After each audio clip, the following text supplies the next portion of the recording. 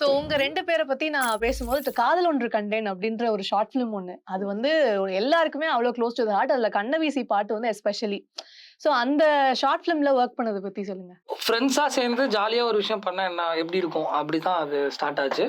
And அதுல obviously Ashwin அண்ணாவா இருக்கட்டும், ரியா அண்ணாவா இருக்கட்டும், நக்ஷத்ராவா இருக்கட்டும், எல்லாருமே வந்து ஃபைனலா again they added a new flavour to the film.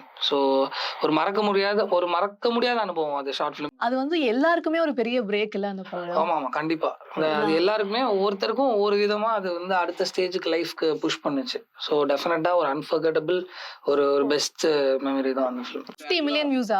ஆமா 60 இப்ப இப்போ 60. Oh my God.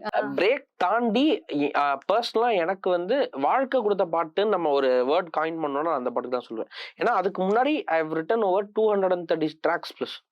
எதுவுமே அதில் சிலது ரிலீஸ் ஆயிருக்கும், சிலது வந்து ஃபோன்லேயே தூங்குவோம். நம்ம என்ன பண்ணுவோம், நம்மளுக்கு இதுதான் சூஸ் பண்ணிட்டோம் லைஃப்னு என்ன அந்த ஒரு ஸ்டேஜில் இருக்கும்போது கண்ணவிசி ரிலீஸ் ஆன அடுத்த 5 இயர்ஸில் நான் இப்போ இங்கே இருக்கேன். ஸோ அது வந்து it brought me the life I wanted. So எனக்கு ஃபார் எவர் கிரேட்ஃபுல் அப்படிங்கிற வேர்ட் சொன்னால் நான் அந்த பாட்டுக்கு தான் நான் சொல்லி ஆகணும். ஏன்னா அந்த பாட்டு வந்து எனக்கு அப்படி ஒரு ஓப்பனிங் கொடுத்தது.